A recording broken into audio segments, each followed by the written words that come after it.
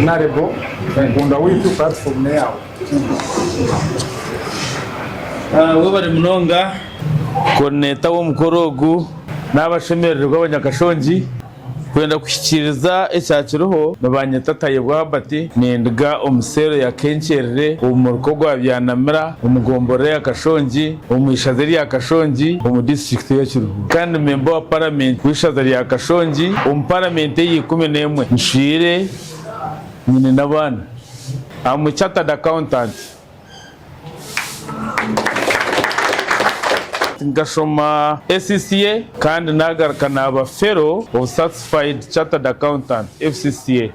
I'm a member of the Institute of Certified Public Accountants of Uganda with a certificate or license to operate as a professional accountant in this country. I've worked in many places before I came to Parliament. I'd worked in both public and private. My first assignment when I finished university, I worked as an audit assistant with the Price Waterhouse, an audit firm. I left to join the Uganda Breweries. When I left Uganda Breweries, na Koraho with the certain European funded project, which was refurbishing the former factories of Uganda Tea Growers Corporation. Is a Igara, Kayonza, Fort Portro, Mabara, and Panga. But under Uganda Tea Growers Association, kuna arijireyo, I worked with the Uganda Coffee Development Authority for 6 years between 2001 2006. I also worked briefly with the KCCL and Kirembe Mines, but I finally ended my working with the National Planning Authority for 12 years as a Director of Finance. So in 2019, I resigned my job and decided to join elective politics to serve my people of Kashongi. Nija Kashongi na shomesa abantu barwiwadinga n'obwebembezi nazo mu parliament kandi mwachikoze. Every time ahikanyena ngomba sime because you saw something in me. So that is me in brief. Ugwe ninye bakubuza ngutayibwa noha no wasako describing in brief. Maybe kintaga magashomero mashomero gecharo primary kongana agero muchanargayo nasomera hugo mutawuni. Because I had my O level in Kako and my A level in Tare school. So najero mugisha muhango kana nashemererwa kubasa kubeta mukija on the short note mwe ware kwija kure bya Tayebwa kana abwina haba mobuzi ikira cyutinguza kubura ku kigamba kubashitamere ko nababugana nashanga ngo majority abo nabugine bakaba batari bakashongi because inekibina cyabumba cyeta kikazo kiruhura association mobuzi. So the majority bakaba batari bakashongi abagashongi bakaba rumbache tima nyo muri ino abaro umugana ba mobuzi tina ruha. So tyanshemeza I was not really impressed nashanga ngo abinguzagamba nabo n'abanyabushoze nakazo n'ahandi yet my feeling was nshemeye kubugana bakashongi. So ko nagambire Anthony namugira ati kuwa kwasa coordinatinga abana bo kuruka Kashongi abari mu universities muri Kampala and surrounding area kabugana. I would be very grateful. So nko kubasima mwe bari kwija and he has done a good job. Let me go straight the point. Why did I call you? Why did I call you? I have went to Besere ngumba bugani. Besere ngumba bugani ahabo kuba nimwe masiko ga Kashongi for Kashongi's progress. Nubachara kubagira ngo you are the future leaders in all prospects, in all aspects. You can even be a leader in your home, no so nimwe masiko Kashongi. Muri amasiko ga Kashongi awenshonga nkibiri. Namba yo kubanza you are young. We have a lot of hope in you. Namba ya kabiri you are literate. Mushomiri. At least mwine kache ekimukukizaho abenyuma. Nkanyo kunye ne kikukizaho tato wanzi. Because cyo abashomira nyo cyongereki. So aho koma no shoma aho koma no yitegereza no koma no ba no tunga exposure no koma no tunga knowledge no koma no manya. Kandi aho koma no gira knowledge no koma no giteko mu nkora. You can't be the same if you have knowledge that you never had before. Every time you acquire any type of knowledge, you can't remain the same. Mbesere ngo ahabo kuba muri amasiko ga Kashongi ahabo kwa nimwe Kashongi kureberamu for future progress. For future progress, we want you to put Kashongi at a different level. How do you put Kashongi at a different level? By improving the wealth and standard of living of your families and yourselves. Omurumo gwanyu muhango nk'abantu abashomere nk'abatabetegerize no kureba ngo mwahindura ahamaka ganyu gargayo gabaje gatunguka ndi level y'amaka gatunguka gabaje hatuga kubaje gagira wealth development generally yechweka neba yargayo. Advantage yecho ne you will improve on your wealth, you will improve on your education, you will improve on your health. Nangwa nebe binde bikira kutambarana no butashoma no bunyacyaro no bworo nibirugamo numimanye ibyo kuroga ibyo mahembe ibyo bikuro. Yes, sayini yo kuroga sayini y'amahembe no bworo taro kindi na no butashoma na no bucecezi eke shomere eke inesente eke rije teguza muri biha teguza futera amahembe teguza kucecera because kokushoma kandi wabaje eritma eriyo kuba nogera ngo uri umutera amahembe ningo mukecere ndibatayizere rita. You start now thinking at a different level. Ogunomuro mogwanyu nk'abantu bato kandi abakashongi. What happens when you develop Kashongi? When you improve on your wealth, it has two advantages. Tinga tahera mu development yihanga. Nyonkiriye ha development y'amakagit kugira ki kubaje because that's the best. Eka yanyu okashanga ngo mukozere yinentasya mushomisa abana tumire kizibu cyo kurwara. You can afford to take your children to good schools. You can afford to live a better living. How do you do that? You do that because you are literate, you are highly exposed, and you can acquire that knowledge that can transform your home. So acquiring knowledge, transferring your homes is the most important. It's not only this knowledge you get at Chambogo, Makerere, or where. It's also other knowledge that would propel your homes into a better life. So echo nchombe tire munonga ngo tutambere kumwe aha muhanda ugukora ngo amakagitu gabaje aho kwimo mwetegerize muri yo mashomero kunkuba n'ingamba nimwe nimata kushano kugamba no muntori yo mucyaro omuntu wo mucyaro nani mugambera nikimugumire munonga kora ko kunyetegereza nangana wa mugambera nagira to guyandura kunu wa mugambera kikugira kita ekikumuyam akanyo n'ingamba mazuma. And have been yonturing Ingamba since 2019 when I came there. Reason being, I don't believe in politics. I believe in leadership. I resigned my job, not because I was going to look for money. I was being paid better money than what I earn, because what I earn, I also spend it. But because I had a feeling, what legacy will I have left behind? What have I done for my people? What have I done for others? There is nothing that would make you more happy than when somebody is happy because of you. You get more happier or more happy when there is somebody who is happy because of you. Meaning, ngo inechi wakora bandi nenchakare ekikuza kureka hwizina ryawe. And that's why I decided to join into leadership. But of course, the only way I could come into leadership was through this elective politics. Herbert in the member of parliament, but I see myself on being to Gavshat. There is Herbert member of parliament, Aro Herbert Omwebembezi, Aro Herbert Nyanowa Nyakashongi. So I'm 3 in 1, and I want to explain each. Herbert member of parliament aine role zeza korom parliament kandi kinyenda ngo tugende tuceje sabantu because abantu bingi umucara yitukuruga nango even including yourselves tutukumanya emirimo yabebembezi bitu bashime kuba mbakora. Even at the time when we elect them, we normally don't know the roles of our leaders.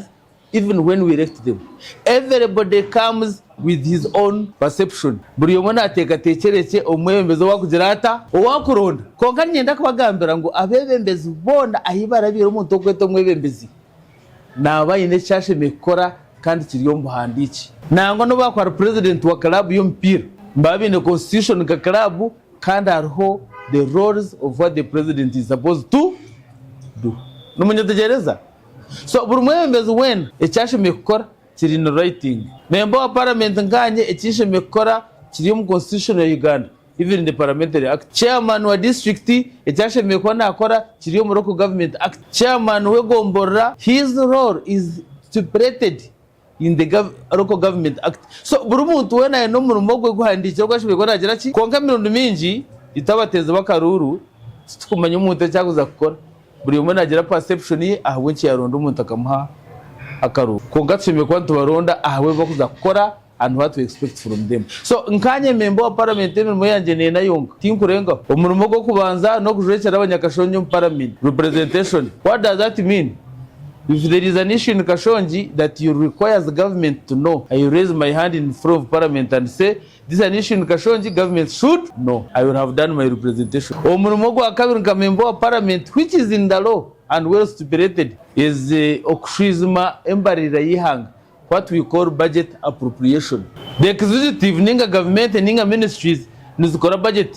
Omurimo gwitu nka parliament no korabo budget ejo tukajya approving, ukamanya to approving sente nizakora churuhura, nizakora minister of education, nizakora muheresi, nizakora all over government departments. It's my role as a member of parliament. The third role as a member of parliament is oversight. Kurebuza ebi government nekora. Tumama hingwize sente nizo mu irwaro, nizo mu education ngata nandi mu kachiko tu kapak. Turuku interview ngaba minister of education. No mu magwit kumenya sente zo kutwazitire yo zikakoresha mikwanzi zikora. I will have done my job. The last job ninga last role nga member of parliament no kubaga amateka gihanga ya Uganda legislation. So when we come to these laws that govern us as a country, migarabo parliament no mu gwanje korango amateka ugazo. Now hatkunku wampereze korecho nakore bintu bibe bino umurimo gwanyega mu member of parliament ngwagwagira guta tugubagwa kwa buzimu tino ndija kumbuza atabati ekikotachikoraga member of parliament hako kitachiro. That's my basic role that I should be doing. Now, here comes Herbert Nkomwebembezi. My role as a leader is to teach what my people I lead don't know. Okushomesa ningo kwabura ningo koreka abantu abinyebembere kibatakugera bata ekibatakuma. That's my role as a leader, because a leader is supposed to see where others don't see, that he is able kubashomesa kubaha that knowledge bakamanya kibatakumanya bakahikaye bakwenda kuza ninga harunde yukuza. So nyona obu kuba ni nshomesa nani nshomesa tukore munonga tore tukora mwanya muke no basa kukore kugira ngo no mwanya muke. You can do these crops, you can do zero grazing, you can all that. The knowledge I'm trying to impact in the people of Kashongi, I do it because I'm a what? As a leader. Ahabo kuba nicho nanka aya nagamba ha ngunyowo mu rumo gwanje no kureba ngo nakwegesa kuba koroba ki echenyanja wagenda wagirota wachorebera. And it is very simple. How best can you live in Kashongi? Is through hard work and focus in any area. No mwaka wa mlimo abukushoma. The moment you're in school and you are not focused and hard working, you will fail. The moment you mix education with other things, you will fail. So to achieve anything on earth, you must get focused on it. So what I tell my people in Kashongi, in order to be better, kwenda kubaje nutekwa tukore munonga. Wabo ryo mu ishomero, nkoko muri yo mu university, kwenda kutunga first class degree. You must work hard and get focused on your studies. Anything good that you want. This is a big team. This is from KU. Huh? Oh, you must welcome. It's a big team. Arni tore? Niyo head wa watu yurumisha. Aka niyo nakoraga niyo kumumobilizinga abantu. The first thing is to have your vision. Omyaka 10, omyaka 5 ninyenda kubaki. That's the vision you should have. Then waheza you put down your plan or lay out your plan on how you will achieve that. When you get that plan on how you achieve it, you follow your plan. So koko batine plan echo kurebera nimba nimbagambira ngo koko batine plan wagenda wakora mutwaro bagukushashura wijana gwe nota wabugana nka nywano nka simogo atikonkana ni importante gitoka ngura makacupa because to ine plan yo mutwaro go no twara no girata no genda no zini. Do you understand? But when you work with a plan okagira tinyo wenyenda kugura embuzo mu kwezi kumwe nimbuzo negure mitwaro 20 naza gukora umutwaro gwa buri izoba nyetaga guma ninzurundana in 20 days ngure mbuzi umuntu akutwara ngo ino mutwaro mu shati je zo kungura akacupa kamaro kagirota, you not go there because as a sentence you are planning for it. So there is no way we shall achieve tutakora munonga in anything. So my message is work hard, work on a plan, have a vision of what you want to be. No work on mwana wishomero no jiro tati nyondi mu year 1 I want to become such and such in 10 years. So no jakora first class degree waheza you go and do a masters or a PhD. Now you cannot come to wake up and do a PhD when you failed and got a first degree because you never planned. You need to start with your vision now on what you will be in the next 10 years. So after working hard and you have planned, then nokora kutuwarya mujuju isente za wazi kwata za akora eche chokwenda ngo yuzobe eche kwenda ngo yuzokore. Now sometimes I get issues omuntu akugambira atwongana tukora kashiko ukora kota kwindura ha akongana tukora hata mbuzo twoka shino korota atkaninda ninkora hata nincara ko bahereza cyo kurebera omuntu wimukashahi 12 zakasheshi umusheke ni mugumanya umusheke gwamara kushara okazo mwana gwawe okazo musuru gwawe nango kaza gukora hande sente okargeisha mushanju assuming ngo burushahe yuwakora mbashasha shingira 10 ezo nesha hazinga tesha mushanju waba rum sente nshingi zinga shingi kashanju oguyimuka shahi 2 neshoeka ningi 3 yayego noro mu kitanda cye yargamu shayi 3 neshoeka yakwato muhanda yazo mu rutoke akashana kamutero mabega shayi 5 yagirata yargayata 3 yarenga hati ezo nesha zinga tesha 2 when for God's sake bamba shashura owakashajuna nawe 12 bashana. Can they be the same? They can't. So what I'm advising you must work hard. Nutujirangu put in all the effort that God gave you. Yes, you are not a machine. Tokuja kora nkechoma. Konka maximize your effort and put in what you think God gave you and achieve that. And most importantly, if you want to improve on your wealth, make sure never spend beyond what you earn. If you spend beyond what you earn, you will never grow rich unless if you steal. Iwara wakora mutwaro okashoza gumene 12 toriyongera ushana wajirota shana wibo. So the only way you can even actually nibani ngambira most Ugandans itawa tuyeremo formal employment na nemshara yitu micheya ya government kurunogera ngo abantu bakwiyambwa kwiba. People will remain very poor. I will give an example. You will finish university, you get a job in the bank. They are giving you 3 million. You are renting a house of 1 million. After 6 months, you get a salary loan, you buy a car. You will find ngo esente zo kushoza ejo yo kupangisa emotoka yo kuvuga no kwerebera, they are total above what you earn as your salary. But do you know why people survive? They steal. Because idea tokwa no tunga milioni 3 kwezi okapanyishenje ya milioni 1 kwezi tukwe okashashura amashanyarazi okatangwa mizi nondafuta mwente nondafuta mibyo kwetaga no yo transport hati wagora motoka no consumption because tokujikoza tax no tamajita no jivuga ne skora service no kora repair. Does it balance with the 3 million of your salary? Does it? No, it doesn't. Hatu washanga ngo muntakwirwa kugira ka senta ke yachipurara baju hato go muntakubasa kurugayo kwa kwiba ya balancing umushara gogwe na expenditure yetari cyari yongeraho nuwo kura ngo nakakozera imyaka 15 ko gatora nagira na panjis. So the only way you can get out of this, know yourself, know what you earn, make sure you spend below what you earn. Kora beno tunga mtwari 10 making sure ngo washoze shot. Because the trick is very simple. One was saving mushanju, whether you want it or not, and you go on adding it. Haza kwemyaka 3 nzozi mushanju. Konka washanga ngo kazigeza ko. Naza kwemyaka 3 tine cyo no gumurya uruzu. Because whatever you get you finish it. So to summarize this, in short, the trick is one, you must be focused. You must have a vision.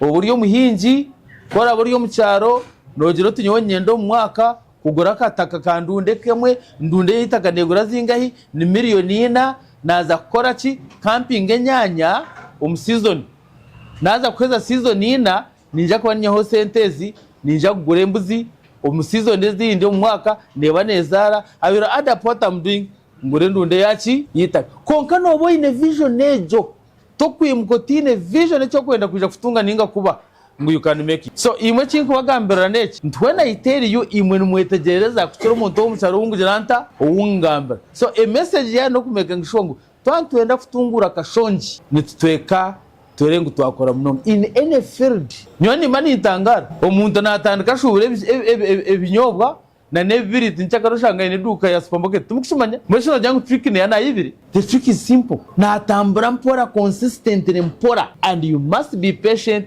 in what you do. Challenge yitu ino mu Uganda omuwabu yantabinyi twenda tugigaro mwako. You want to be rich in 1 year, you want to be anything in 2 years. Oreba Tayebwa akozera imyaka 28 mu government navuga motoka nungi hati wahekoze umwaka gumwe utunanye na Tayebwa motoka yavuga girenta. That's not possible. So no tekobe consistent with the plan of a security.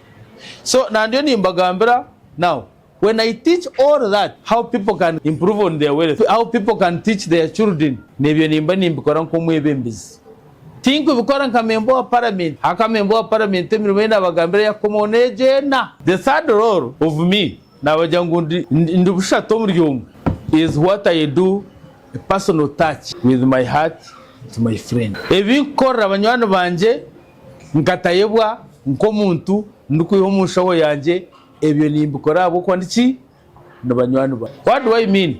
Mwanyeta fundraising kaya Kashongi tingu zenka member of parliament nangono byakwera church, because my role as member of parliament is not to do fundraising. But if the community calls me to in a church yitu eturemiri mwe ntantwendo je twatera utkore fundraising wareba nijayo nkashoza sento mu show zanje ninchikora because I'm doing it to my friends in that church, because I'm doing it to my friends in that school. It's a contribution which others have put on and I'm also putting on. Konka batakuchetegereza ngazaho ikitingu chereka ngazaho ishomero ya Kabushwere primary hatabe abetorire ishomero ya Kabushwere 1 egisere ya Cyungura tinyine yo hagize bwinji kandi bo bantu abine abana hiho munchi omwishomero ko that the most near school twazaye banyeta fundraising abantu bayanga kujenga ko atayibwa yagira ki mutayibwa ate nawe babuza sure nyo mwana wanje takushomera kai takushomera Kabushwere kandi takuje kushomera.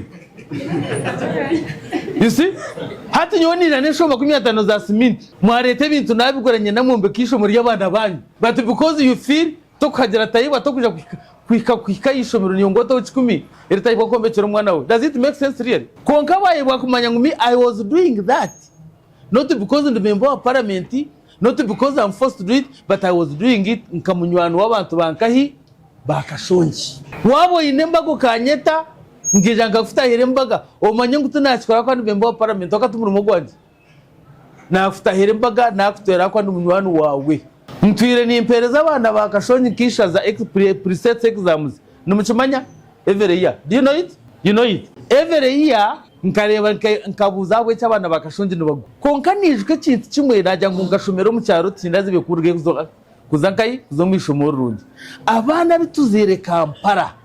They are exactly the same n'abana bo kuzarwa nkahi bo mu cyaro abwe cy'aba Kampala n'abashika abo mu cyaro n'abago. And that was my big question. Konka nashanga ngo the issue is not the child, the issue is the person teaching. So abana bo mu cyaro tobakutunge enough time yo kubashomesa ngabankahi ngaba Kampala. So nagira ngo tinkwija kubagema kushomesa bashomesa akana ba UPE nibashashura kuce, you can't do that. So nagira ngo bene kinda akore. I have gone through school, I know practice makes perfect. Hat kanje nenya arranging n'amashomero ga Kampala na arranging n'amashomero Hillside na Kampala parents. I got some teachers and they were examiners na janti mumpereze munkore sets mwenda za buri subjects za pure E, so that ababana bije ba practicing the way these exams are set, baza kwika kizamu at least mbaba izire bata no baba bari sharp, mbamanya how the exam looks like, mbaba revise injire nagaraka natunga na marking guide. Hako ngashanga bashomesa bitu batakumanya no kuba kubakinga ibizamu. So aba bampereza sets exams ngaraka ntunga na marking guide mbatwara.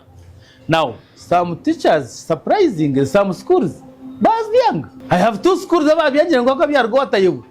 Hati nayibuza byargo Tayebwa no bakuza kurushoma to mwana wawe. Konka ababitungere nka Kashongi Junior has been doing well. Some other schools, even Kashongi 1 was the best in the whole of Chirura district. So ababitungere bakapracticinga, abana bakabishoma, bakabikora, bakabakebera, bakagarukamu, bakija bakora. And since then numucomanyangu standard ya Kashongi kishaza ekajagahi ekazahigura primary. It has been my effort and a deliberate effort. So naba ninkorebyo ndukushoza million 8 buri mwaka to have those state exams. I'm not doing it as a member of parliament because that's not my work.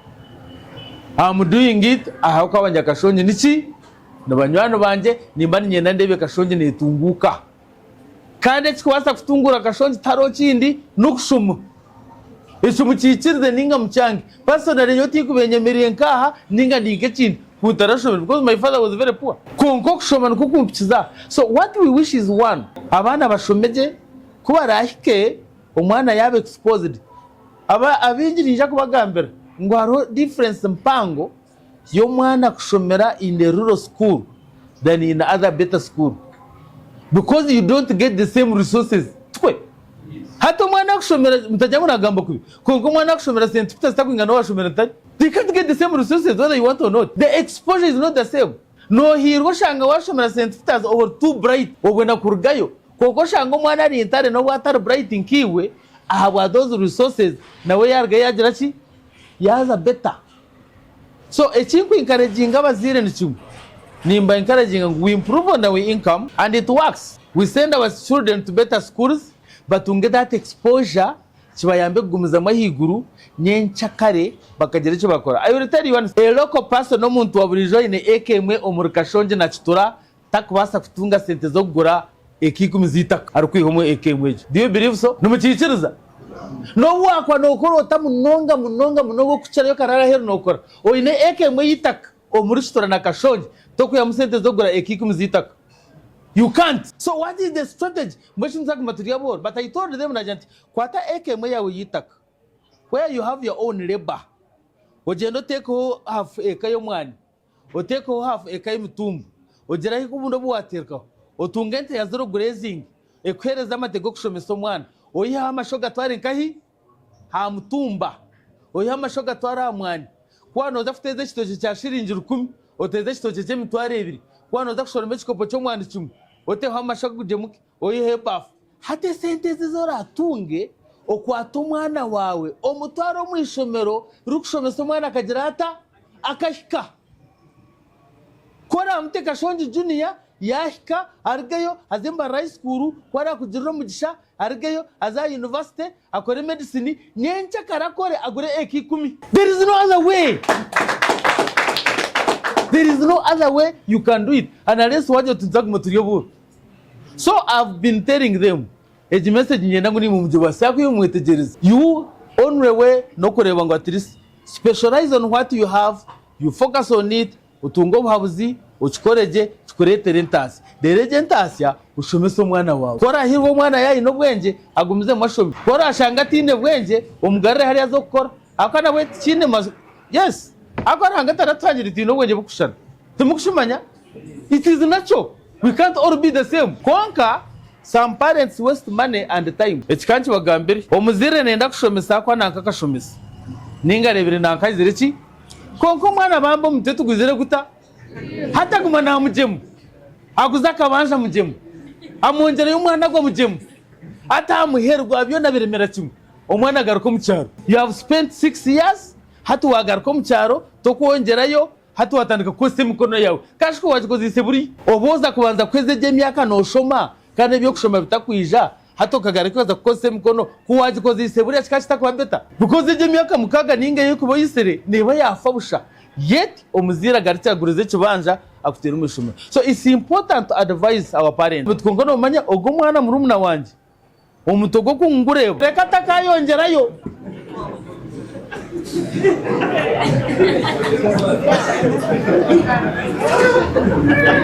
konka shinu muchakana. By the way, let me tell you a secret. Obugiga tubukuga mushoma konka. Obugiga, actually in Uganda the most rich people are not educated. Obugiga tubukuga mushoma konka. Obugiga naburgo mukora munonga. So atogo mwana wamugambira omuziro kaje tkonko mwana ogu omukunkureba nawe tumushango gwe wareba hato mabuja ngo aze kumana ita senti deka komaho mucamushanjo. Because in Uganda, I will tell you this, in Uganda what matters and what the major purpose of UPE ibakweta bona basome njibagambire. The major purpose of UPE is to eliminate illiteracy. Kubingo butamanyankahi Uganda, the major purpose of UPE is not to make you a doctor, an engineer or a lawyer. Nkora abwa n'ekikondo cy'amashanyarazi no basa kushomaho kabi danger atari ngagato kifitiro.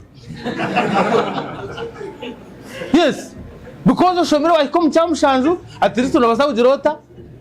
We have been having embarrassing situations. Orebo muntu ajije ainaka sente ajuireje oza korenda gano atumugasa kachimu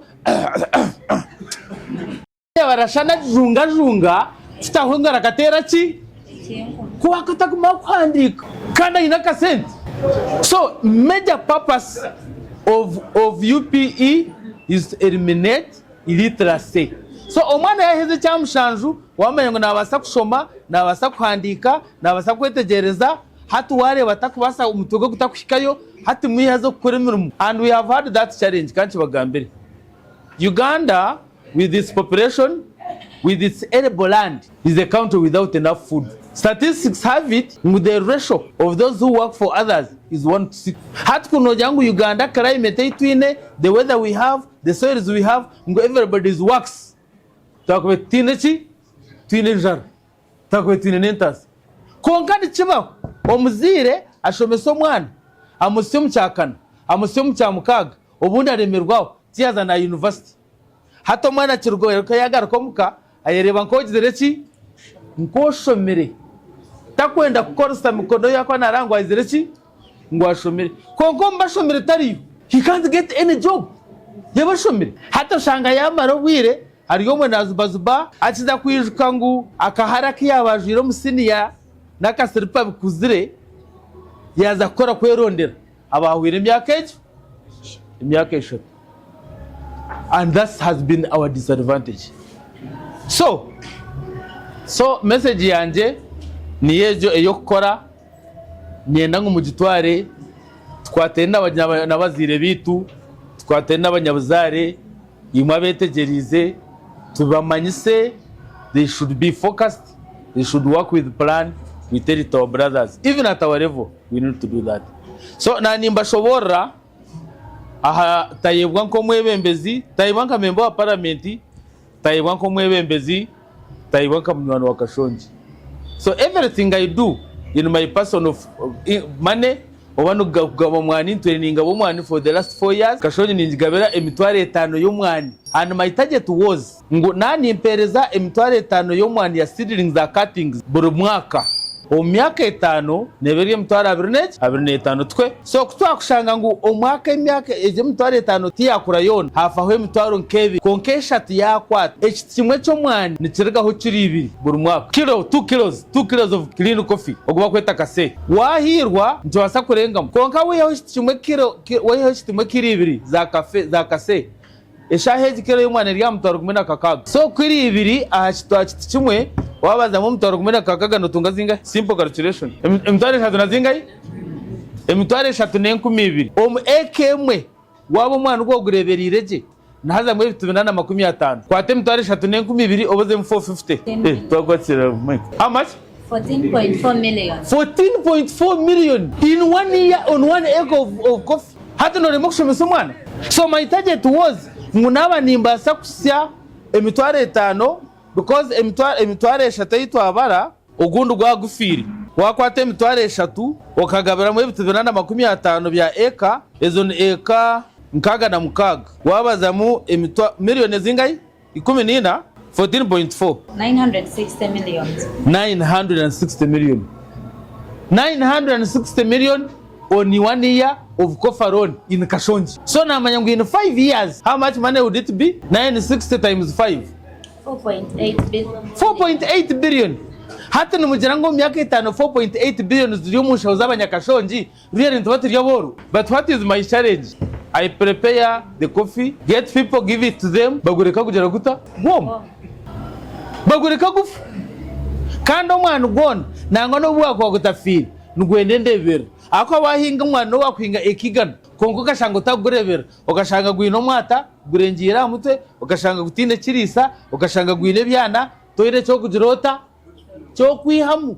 So the trick is get your coffee, look after it, ugurebere uguhereze manure uguye mu mwata uguye mu byana uguye mu bukoko utunge sente taro cyasigara hatoshumise mwana wawe ugireje nungi ubone sente zo kuraguza obeje nko muntu.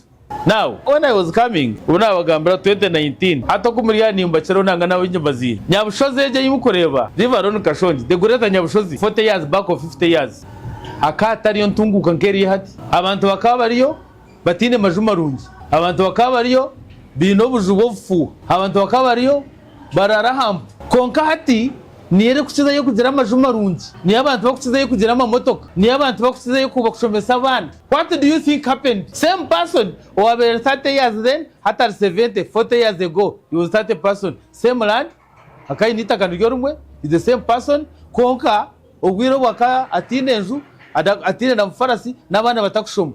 What transformed it?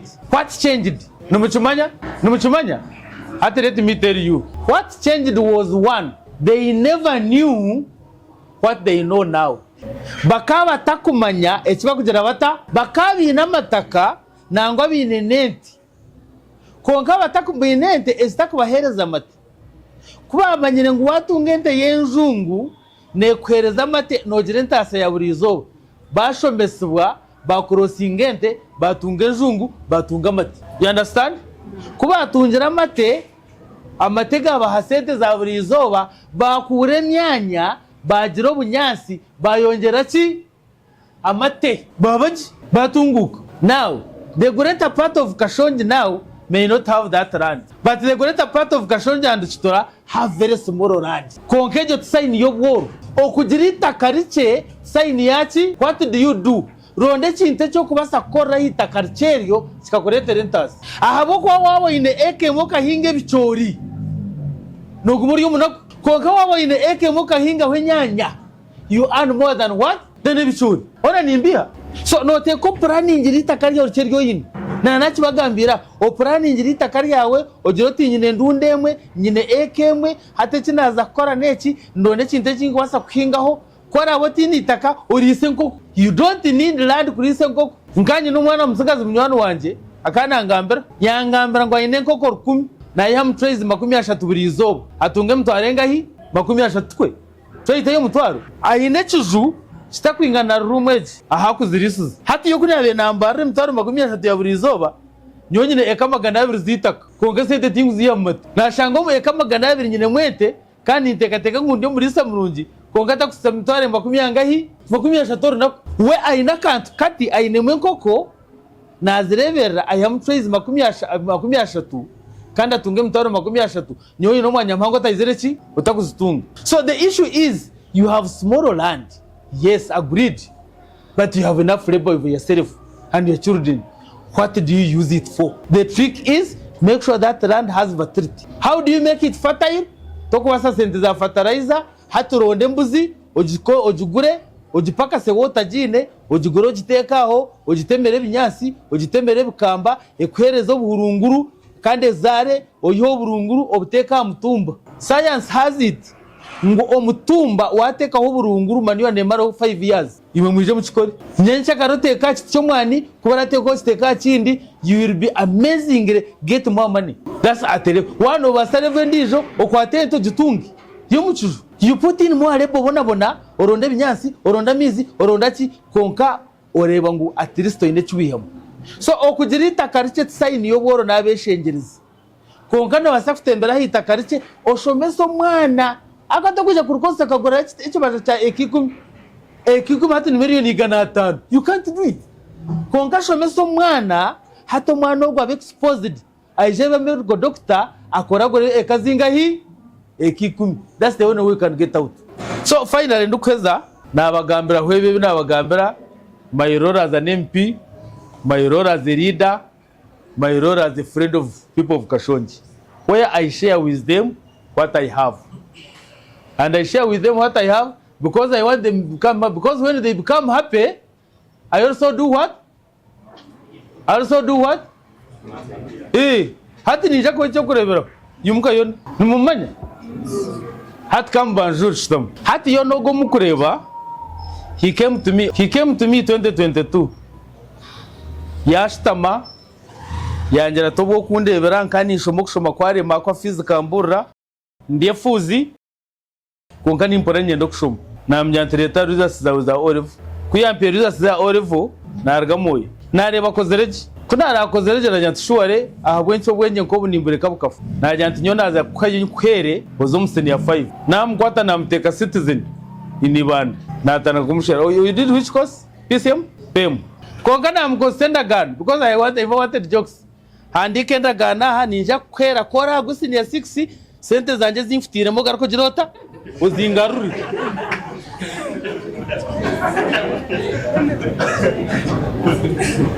Yaje handika yaje signing. Yaje that regime ngani impera abana mkamuro banga? Ha? Abana 8. Ako nkatandika scheme because of that. Nagira ngo mwana wa Kashonjo yinobwenje extra owo kumanya ngo yazo muka tino ndije kwasa kumuto mu ishomero obwenje bwo nufa nyonda kwata mushara gwanje nebinyire muhere in school yakwa naye. So omurujimi yabo arga umwana kana arga chitura umurtom yazamba high school akashomye certificate akozere had 18 konkana mutayi akayebwe nakuye ya hendera ine 6 points mamwetata Ronald na kwato ndijo oguna mtora citizen na atware ndijo mamwetaka mugisha arumbara university na kora medicine oguyaza yi surprised me ihema 20 na uranashe merwa kwa na wakajirata. I don't really feel I spent any money hata na kora engineering arumakerere akachi echo kumuhera kikandigaho government negereta ne muhera. Now ogwengugwe patience owaja unarga mkono na shuma mkono na koralo ninye kumshashuru. And the reason is not because ngunyine nyinji konkani believing ngo omwana yanarga Kashongi are extremely bright yaba shomera kaheza je na ija kuyamba ecyo kachitwa kugeza kita kutunguka akatakwesigira wenka. In fact ejo kandeteraho some misunderstanding na nabebembezi ba Kashongi kunabe nimba barra nabajanta I have 10 children nabinkwera kandi abinkwera because ni manyanga toko basa kuchibasa banjira nkonga she is 7 millions because I've been spending around 10 million per term. Nothing is shows because abakobarigireyo inyinabi no 6 nyinabari yo 5 then nyinabari yo Olive. So banjira nkonga she 7 kuwa kwatakabana bona okabashera nka Kashongi High School ninga St. Peter's. Do you understand? Now I'm not doing this because of politics. I'm doing this because I have an objective to achieve. Chikunyamba kwata abana 50 nkabahera bakaheza senior 4 bona bakagaruka nkahi umucyoro. It will not that very. Hero mwe ayino bwenge kwaraheze aija hera abandi, kwaraheze aija ko rihange, kwaraheze akore family, kwaraheze akore ki umuntu wacyaro, because kwa kwari yacyaro yaba ine cyakorireho in one way or another tokora kuwa benefitingamo. Tabana tambura ine moto kashoka mushaba rifta kakusya nangwa ruhumba stage. So that's what I do because I put out of my pocket. Abo kwa ninyenda ninkunda abanywano banje bakashongi, nyenda nitwe Kashongi nyenchakare, tushange no batugamba, tushange turije, tushange turumodo, tushange we are, you know. But the people to take this message is you. Akimo mushomere mwetegerize kuko nimbagambira at least muri far better than ugambira muguruse ninga owo mucyaro musigaza wakomera mpitu watandika kumugambira mazima ati yampera kuko shinata gambira mazima cyira kuyambira. You must know what you are your defect in order to correct it. So nyana mpendere ombe nagamba byona kine mwahura ntagamba ko mwebembeze numbasa kubingambira bimahura ntagamba nagambe muri mwanya kamembo wa parliament nagambe muri monko mwebembezi ebikora kushomesa abantu nangwa tinkabya ngo nimba korra ko tinkuchubasa because you can't afford. Batareba biha ngo mwebembezi nakorra abantu because tofite ko mushawo ya Anthony Tudere 10 o Soviet Sokate 10 o mwana no chubasa hona. Can you can't. Omwebembezi zabati nija kubakora you can't because you can't. You only do what you can afford and you do it to your friend according to your affordability. Omukoviri bagandeta ho bangira ngo nomanya government nega bakahunga mwe n'abantu bakashonje bahereza kabona janda that's cheap people politics I will not do it. Nkachibazam there are 30,000 households in Kashongi. Wako atakashawoke mitware 3 kiri 10 okakahereza family emwe mwana naranomanya kubara mbarram 30,000 times 30,000 people, families. 900 million. 900 million. Kando baba hereza bakarye weekend. Is it sustainable? It's not. Najya gutinguje kwebiha muniza kuba ubunga icyo tinguje kutkora because it's not sustainable and you can't afford it. So omuntu akubabiha ati ninja kwakora abanyakashongi you only do what you can and from your pocket. So ombena agamba inebima orantagamba ebintu agamba nebi what we call public goods. And what are these public goods? Infrastructure, roads, health facilities, educational facilities like schools, electricity and power, water, all those. Nuabietachi public goods. Hata hivyo tunabigamba. Hata hivyo public goods ezenguto amashanyarazi, amizi, amashomero, amarwaro is not my role as a member of parliament. It's the role of government. Nienda mukimanye kurugera izo ngo batayibwa ni member wa parliament, obatu member wa parliament oruguto rwando enda kuzakashongi n'urugira ruta because it's a government responsibility to provide those public goods. Konka awumwe kutukubura message shanga twatandika kwetere byaki ibya government because uruguto mwe ngato bariyo mbarabo uruguto twakutanira mu ruguto rwa Kashwaruhumba hati nyimuke zo misho ganyu ntindiyo ni saruguto rwa ningure dingo ruguto rwa Kashwaruhumba. That's nuisance. It's not my job. Neither do I put in any money. It's government money. The person operating the tractor is the government employee. The manager, where it came from, the fuel, the bread. Hati nija kajanti nkozo uruguto waba sharp no mbuzo timpar seat. Yes. Hey, do not impar city ngwereke nshode center za korachi. So those public goods is the role of government. But nyanambore keche chimutakumani. Government operates like the way we operate in our homes. And I normally say it. Government nekora nkito kukora kahi omakagitu. Koko yine kankanye obo yinenjo bitu wojin. Konkenjo ejo no yitaga mu emfarasi nebitano. Ntebe za dining. Enjeje no yitaga wana mbenda kuzayishomero mbenda school fees. Abana nibende byo kujwara. Nangwa no mukazi naone neste cyo kushomachi ahachiro chikutwe ebyo byona biri mutogoha mbweno kabikora mu gumwe to kubasa kubikora mu gumwe ko kwirwa wagura mufarasi n'ebitanda entebe zibazize zita nzibazirekiri ko kwirwa watunga sente no gure entebe you buy a cross at home shop ko guri bati at home shop ko gura shukari at home shop ko kutemba taxi nkeji at home shop anything you buy you will have a tax element. So every time you earn and you spend, the government does what? Government earns. Mwene cha kumansangu tatakora kabanya Uganda na government na stajibiremi gatayine heku yachi. So enchezi tukujihereza na zonu ze kukora ibyo kutukora. So message nejira kabanya Uganda, we must go and work hard. Twetungure akako kwetungura obatere bidonye bibiri nibarerumu. Ocetungura na government na yetunguka ikwereza ki those public goods. Now it's very unfortunate that even in some areas government here the public goods konka abantu baguma baryabu, and I nobody say it makes no logic kore nguto ya chorus otine sente zo kugitemba haka border ninga tax to kuija kora ba chorus aho no te koronde panya orabe shortcut uzaho kuzikora sekfere. Yes Kashongi tingora kuchwashera kanu muchumani hina abantu abi wayaza amashanyarazi kugira zita zukora ba mutwe konka nararo mukizimu wayaza amashanyarazi gakija abantu nimbura mbagayitira tukatunga amashanyarazi konka narara nkahi omukizima akatayina birte yo gihariya akikondo gatase munzi. It's very bad. Mwena atu wanora mukizima wayaza kora no ubuzima no isimo government risana amashanyarazi kashika gasire hatu wale government gareta miss through certain project ya western water sanitation project garabachitura gija Kashongi gaza Rwanyangwe agandi gagumya mugaza bwezi. Now flow ya bambi but bariyo mbombe katanka Kashongi yo kusupplementinga agahansiga supplementing gari ya deba katumtank so that the flow increases. Konga nyenda kugambira ngo ibafuteka katapo mu mbuga yawe waba tine shiringi 10 zo kugura jirikane nuzafita hahiziba. Yes no gasiga hose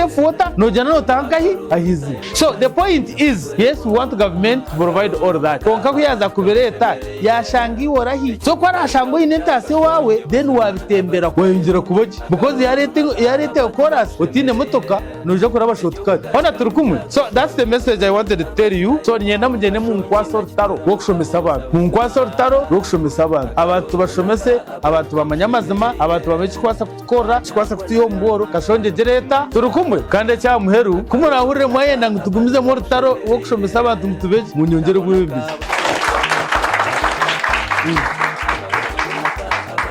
Because I will now be in partnership with you to make sure twatwarachi engireje turukumwe ubwire bwagenda konkashi tumatunga cyo nyoka nashobora they are bringing it. So nyanda ndekera ha ntunge time ya questions tukwe ntunge time ya questions akari mbasaka wantere bitagamba mbuze then mbagambire tugende tushemeriwe wewe bare munonga.